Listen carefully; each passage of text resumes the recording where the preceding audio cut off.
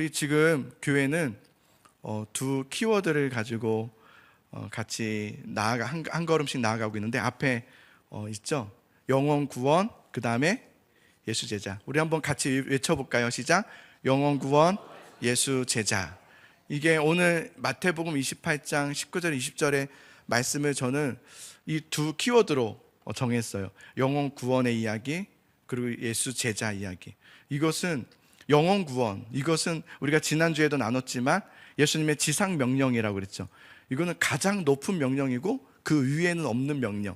그러니까 반드시 우리가 이 슬로건, 영혼 구원이라는 슬로건은 놓치면 안 되는 슬로건이었던 것 같아요. 그런데 우리는 놓쳤었어요. 이 영혼 구원에 대해서 기도하지 않았고, 이 영혼 구원에 대해서 애쓰지 않았고, 영혼 구원에 대해서 그 발걸음을 옮기지 않았던 것이 사실이었어요. 그래서 우리가 다시 예수님이 우리에게 주신 가장 큰 명령인 지상 명령을 따라서 영혼 구원을 해야 되겠다. 그리고 또 하나는 예수 제자였어요. 뭐냐면 제자로 삼아, 너희 제자로 삼는 게 아니에요. 주님의 제자로 삼아주는 거죠. 그러니까 내 제자가 되게 하거나 내 사람이 되게 하는 것이 아니라 우리가 영혼 구원을 하면 예수님의 제자가 되게 하는 거죠. 그가 또한 곧 예수 제자죠. 그러니까 우리는 예수 제자가 돼야 되는 거예요. 영혼 구원 예수 제자. 그래서 오늘 두 번째, 영혼 구원 예수 제자 두 번째 시간으로 누가복음 14장 말씀을 가지고, 오늘 제목이 뭐냐면 누가 하나님의 나라에 들어가는가, 이 주제를 가지고 지금 14장 전체가 이 말씀이거든요.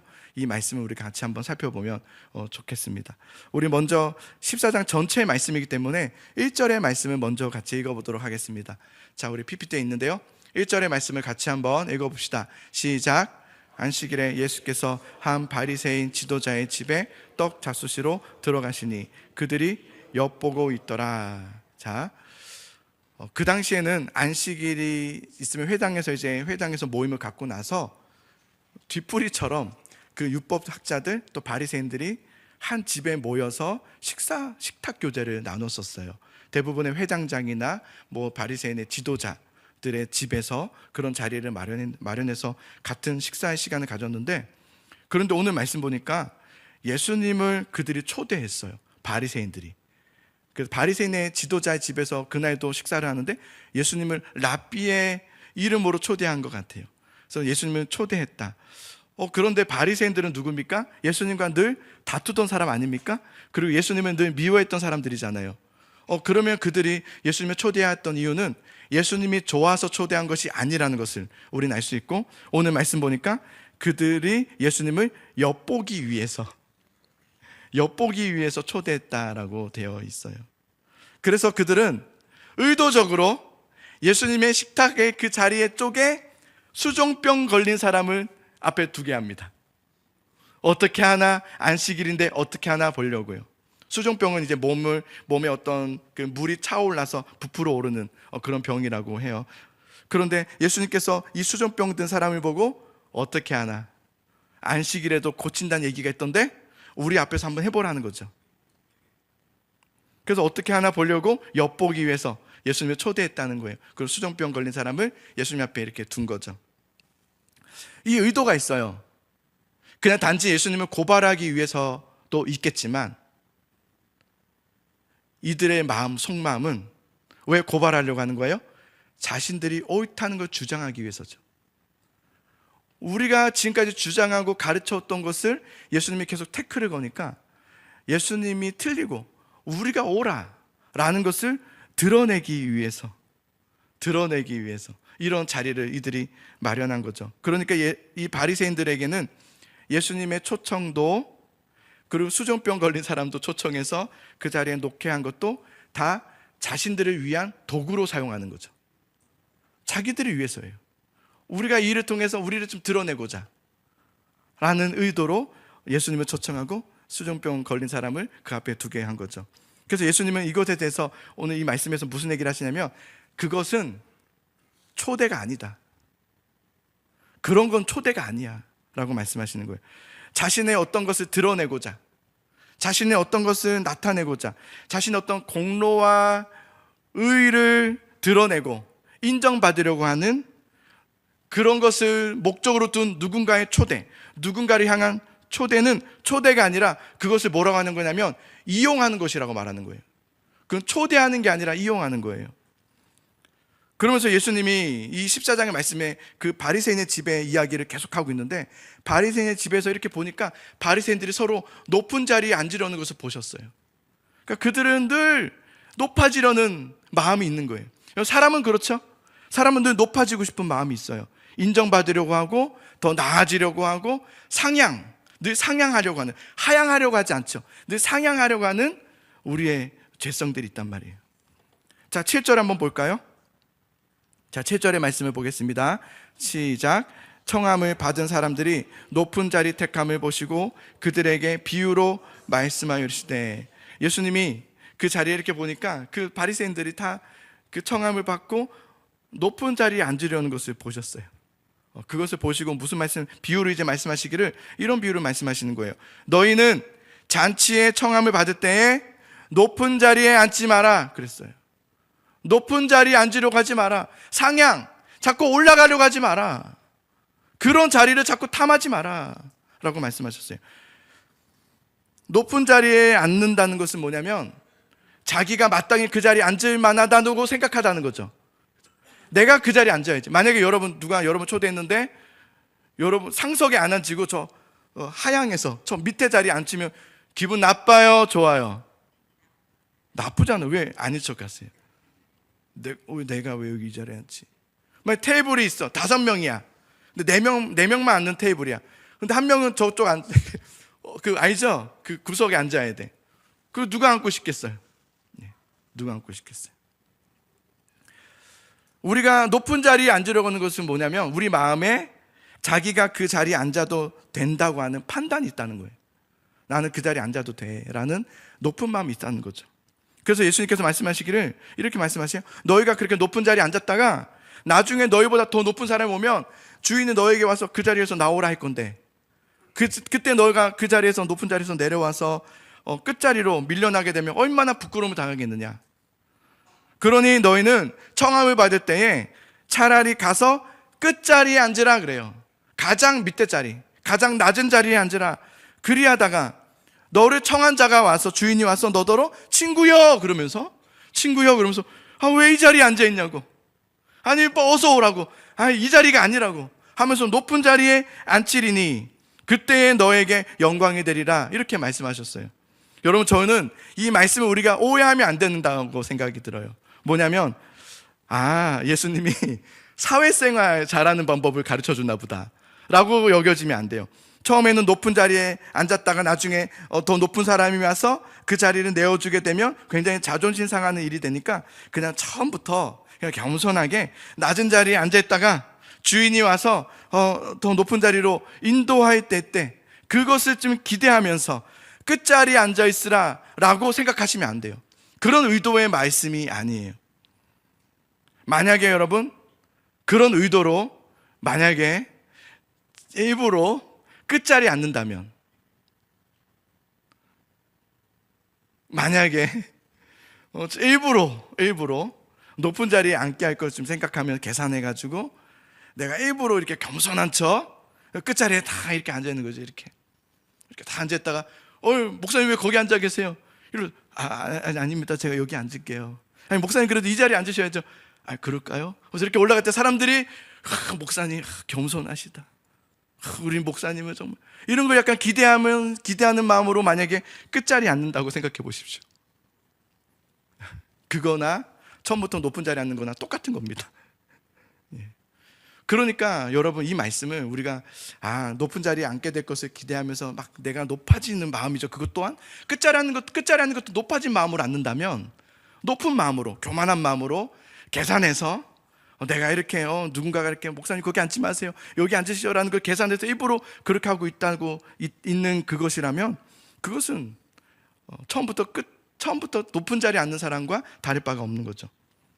그러니까 여러분, 결국엔 높아질 것을 염두에 두고 낮은 자리로 가라는 말씀이 아니라, 이 말씀은 우리는 본래 높은 자리에 앉을 수 없는, 우리는 원래 이 천국 잔치의 청함에는 우리는 높은 자리에 앉을 수 없는 그것을 아는 것, 나는 원래 낮은 자라는 것을 아는 것, 그래서 이 청함받은 것은 내가 어떤 자격이 있어서 청함받은 것이 아니라 내가 좀 인정받을 것이 있어서 그래서 그 잔치에 청함받은 것이 아니라 나는 그럴 수 없는 존재임에도 불구하고 주인의 은혜로 나를 그 청함의 자리, 나를 천국의 잔치에 청해 주신 그 은혜를 알아서 나는 낮은 자이기 때문에 그 끝자리로 가서 앉아있는, 그것을 말하는 거예요.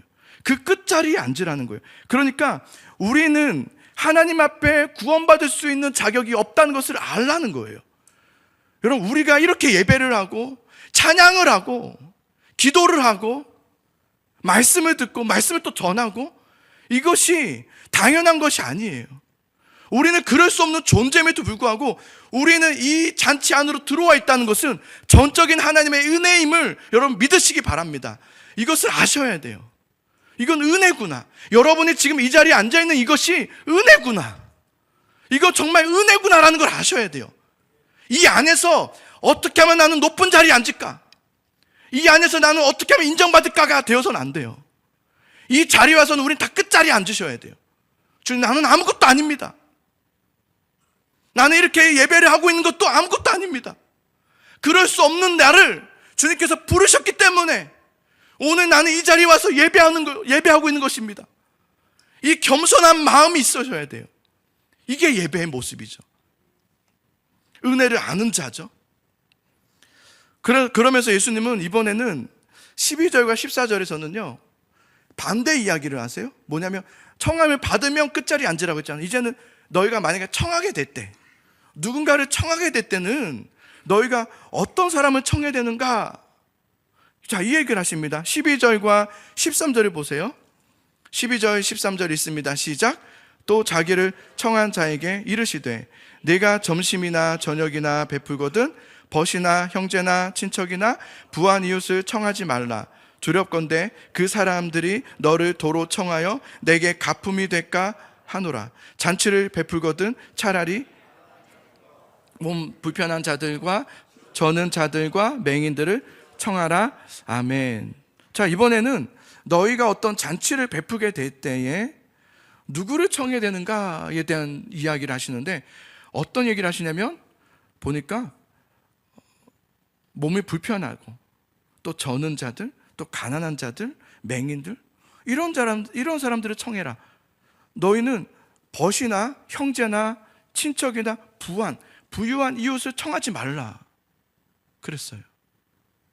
이게 무슨 말이냐면요, 여러분 주위에 가까운 사람들이나 또 어떤 이웃이나 또 부한 사람들을 가까이 하면 안 된다 이런 말이 그것이 아니라 여기에 초청하는 청함에 이 너가 그 청했을 때에 너의 그 청함에 보답할 수 있는 사람을 청하지 말고 보답할 수 없는 사람을 청하라고 말해요.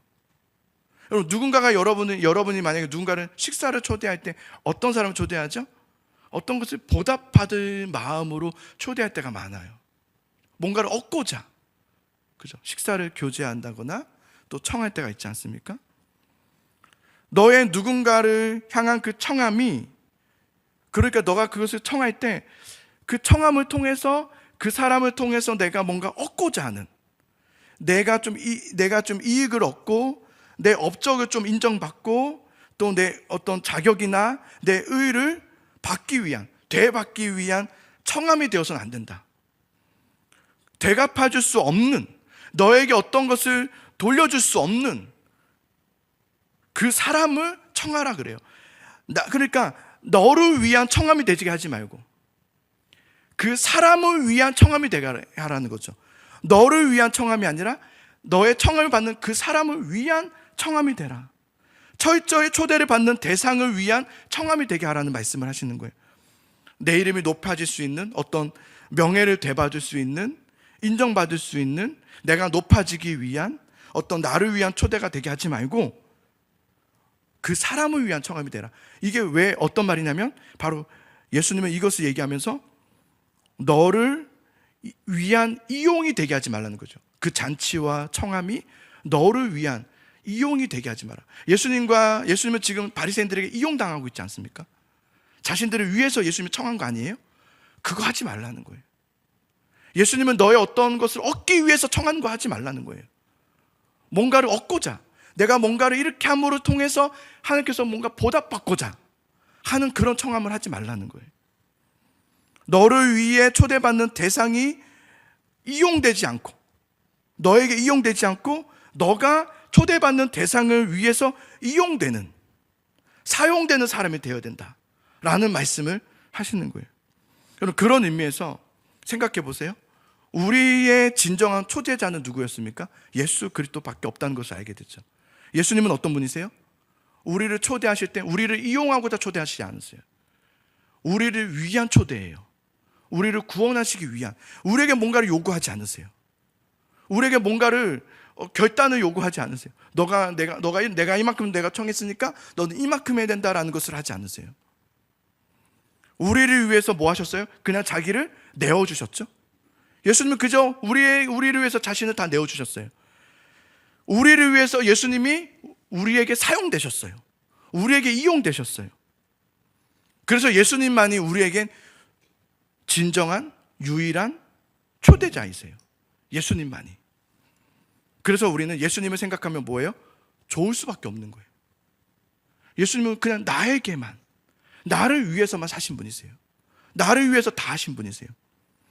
팀 켈러 목사님이 있는데 그분이 이런 말을 했어요. 복음은 충고가 아니라 소식이다 그랬어요. 복음은 충고가 아니라 소식이다. 충고라는 건 이런 거잖아요. 뭔가를 이렇게 권하는 거 아니에요? 이렇게 해야 된다고? 그런데 복음은 충고가 아니라 소식이라 했어요. 소식은 알려주는 거예요. 이렇다고. 너를 위해서 이렇게 하신 분이 있다고. 그러니까 너가 구원받기 위해서 이렇게 해야 된다는 것이 복음이 아니라 너를 위해서 하신 예수 그리스도를 알려주는 게 복음이에요.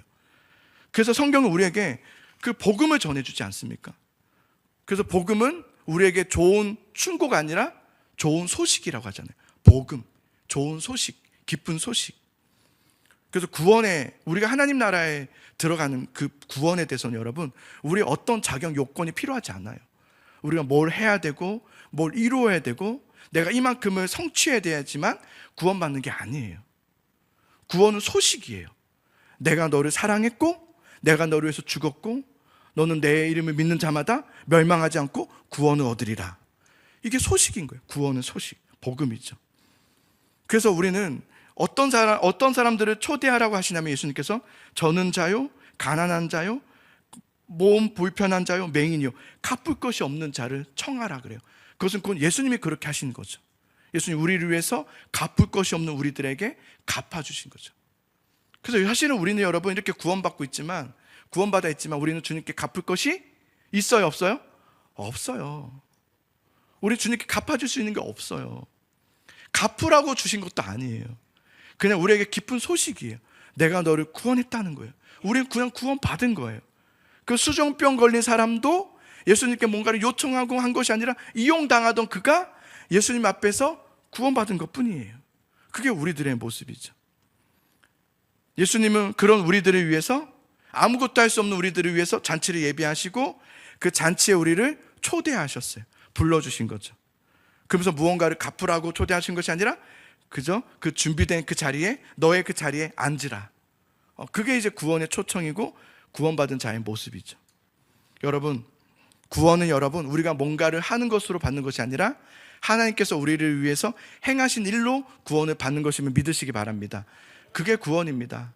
구원은 온전히 하나님께서 하시는 것이지 우리가 구원을 위해서 뭔가를 기여하거나 해야 될 것이 있는 것은 하나도 없습니다.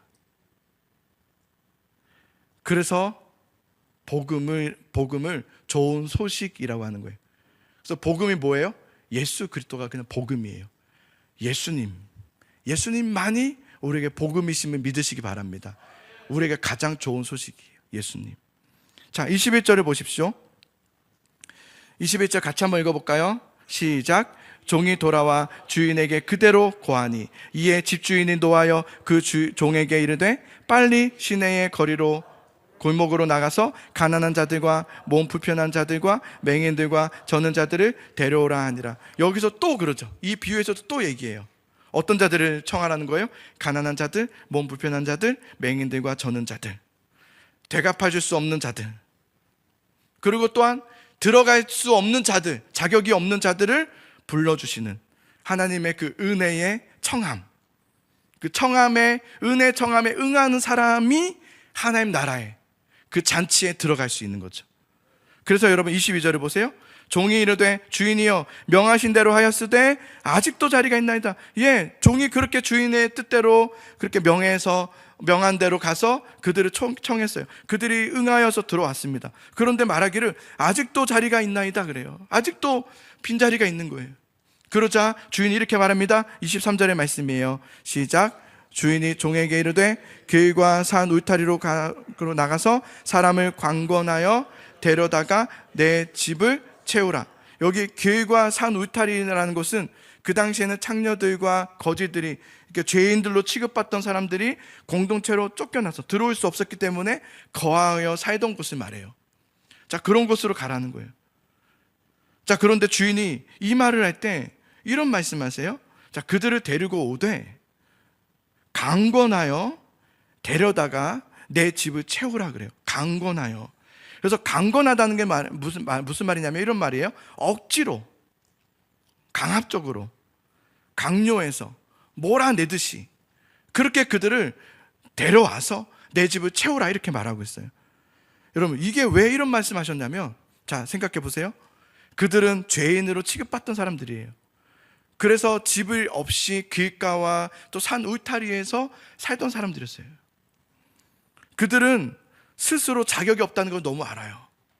그렇게 율법으로 정죄받았던 사람들이에요.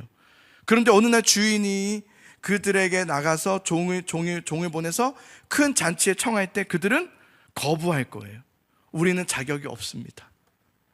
우리는 그 잔치에 들어갈 수 없습니다라고 거부할 거란 말이에요. 그래서 종에게 주인이 이렇게 말하는 거예요. 이 큰 잔치에 초대할 때, 그들을 초대할 때는 특별히 이렇게 말하는 거예요. 강권하여 괜찮다. 너를 향한 자리가 있다. 너를 향해 준비된 예비된 자리, 지정석이 있다. 너의 이름이 적혀져 있는 자리가 있다.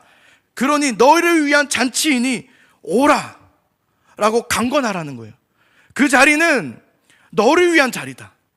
사람들이 너를 향해서 죄인이라고 하든 뭐라고 평가하든 나는 너를 위한 그 자리를 예비하였으니 그 자리를 오라 라고 강권하라고 말하는 거죠.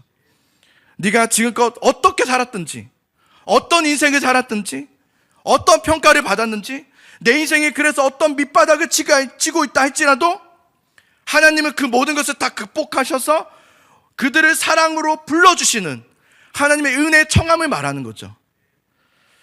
그런데 여러분, 그 은혜의 청함에 응하는 사람이 이제 들어가는 거죠. 그런데 여러분, 그 은혜의 청함에도 불구하고 그 잔치에 들어가지 못하는 사람들이 있습니다. 있어요. 누굴까요? 16절과 17절의 말씀을 보겠습니다. 자, 함께 있습니다. 시작. 이르시되 어떤 사람이 큰 잔치를 베풀고 많은 사람을 청하였더니 잔치할 시각에 그 청하였던 자들에게 종을 보내어 이르되 오소서 모든 것이 준비되었나이다 하매.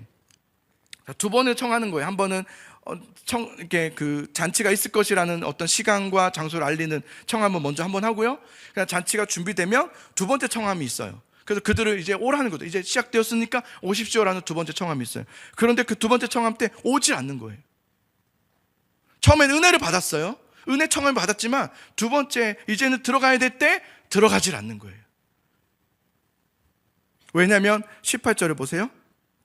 읽습니다. 시작. 다 일치하여 사형하여 한 사람은 이르되 나는 밭을 샀음에 아무래도 나가 보아야 하겠으니 청컨대 나를 양해하도록 하라 하고. 자, 이 사람이 뭐라고 하냐면 이렇게 말해요.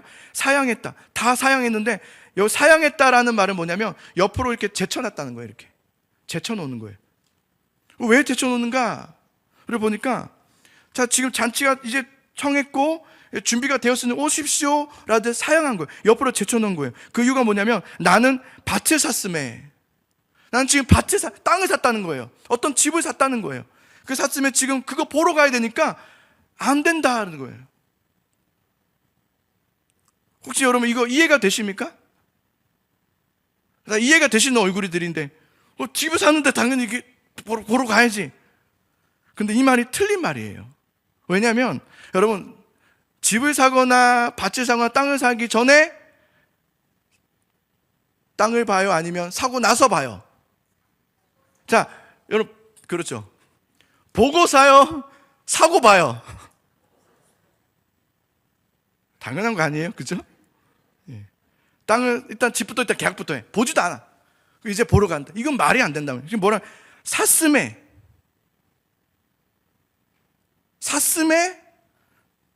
아무래도 가야 될 것 같다는 거예요. 그래서 못 간다고 양해를 구하는, 거부를 하는, 그 말도 안 되는 말을 하는 거죠. 두 번째 보세요. 19절 보십시오. 19절 있습니다. 시작.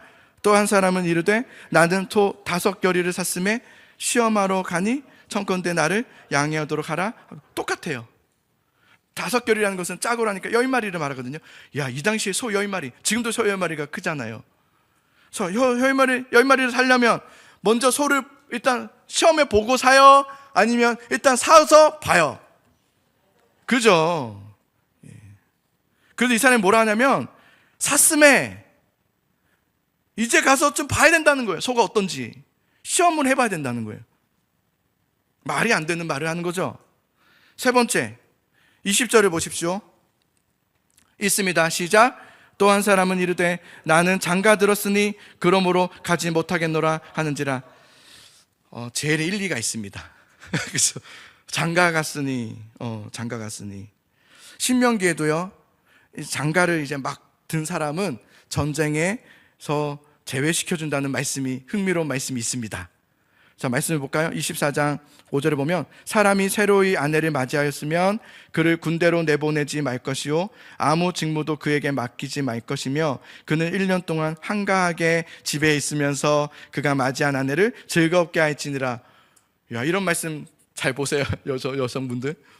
얼마나 좋은 말씀입니까? 막 이제 결혼한 사람이 아내와 가정에게 충실할 수 있도록 배려하는 마음에서 하나님은 군 면제를 시켜줬어요. 물론 1년 동안만이에요. 군 면제, 전쟁이 일어났을 때 면제를 시켜준 거죠. 그런데 여러분, 지금 이 주인의 청함은 뭐예요? 전쟁의 청함이 아니라 잔치의 청함이잖아요. 그죠? 큰 잔치란 말이에요. 그러니 이 큰 잔치에 청함에 나는 장가 들었으니 못 가겠나라, 어떤 일리 있는 말을 하는 것 같지만 다 핑계예요. 다 핑계를 대고 있는 거예요. 여기 나오는 세 부류의 사람들, 밭을 산 사람들, 또 소를 산 사람들, 또 장가든 사람들, 이것은 여러분 사실 이것은 어디서부터 온 은혜냐면 그 주인으로부터 온 은혜예요. 주인에게 이미 받은 은혜로 그들은 땅도 사고 밭도 사고 장가도 들고 소도 사고 했단 말이에요. 그런데 그 은혜를 알지 못하고, 그 청함의 은혜를 알지 못하고 결국 그 정말 들어가야 될 큰 잔치의 청함을 거절하고 있는, 들어가지 못하는 사람들의 이야기를 보여주고 있죠. 여러분, 하나님 나라에는 누가 들어가지 못하는 것일까요? 주신 은혜, 하나님 주신 은혜를 잊어버린 자들입니다. 하나님이 주신 은혜를 잊어버린 거죠. 그래서 핑계를 대며 사는 거예요. 우리는 어느 누구도 자격이 없어요. 하나님께 여러분 이렇게 교회를 와서 구원을 받아서 예수님 믿게 되고 교회를 다니면서 이렇게 하나님을 섬길 수 있는 이것은 은혜 중에 은혜임을 믿으시기 바랍니다. 우리가 어떤 자격이 있어서가 아니에요. 우리가 뭔가를 자격 요건이 충족이 되어서도 아니에요. 우리는 전적인 하나님의 은혜로 우리는 부르심 받은, 청함을 받은 자들인 거예요. 그리고 이 청함의 은혜는요, 이 세상, 이 교회 밖, 이 구원의 우리 밖에도 여전히 돌아와야 될 영혼들이 있어요. 그래서 오늘 말씀을 보면 나가라고 그러잖아요. 나가서 사람을 강권하여 그들을 데려오라, 그래서 내 집을 채우라 라고 말씀하셨단 말이에요. 저는 이 말씀 보면서 무엇이 느껴졌냐면 하나님의 그 절절함이 느껴졌어요. 그들을 향한 돌아오기를 원하는 그 마음, 하나님을 알지 못한 채 살아가고 있지만 돌아와야 될 영혼들이 있단 말이에요. 그들에게 돌아오기를 원하는 그 마음을 가지고 종들인 우리들에게 말씀하고 있는 거예요. 너희는 나가야 된다. 너희는 나가서 너희가 이렇게 은혜로 돌아왔던 것처럼 저도 누군가에게도 은혜로 돌아와야 될 사람들이 있다는 거예요. 그러니까 너희는 뭐 하라는 거예요? 나가라는 거예요. 옆에 분들에게 얘기해 보세요. 나가세요. 지금 나가시면 안 돼요. 네, 나가세요. 네, 나가셔야 되는 거예요. 나가라는 거예요. 나가서 데려오라. 어떻게 강권해서. 그러니까 우리가 볼 때는 여러분, 우리가 뭐 되갚을 수 있는, 내가 되받을 수 있는 사람을 데려오는 것이 아니죠. 우리가 이제 0517 새생명 초청을 한단 말이에요.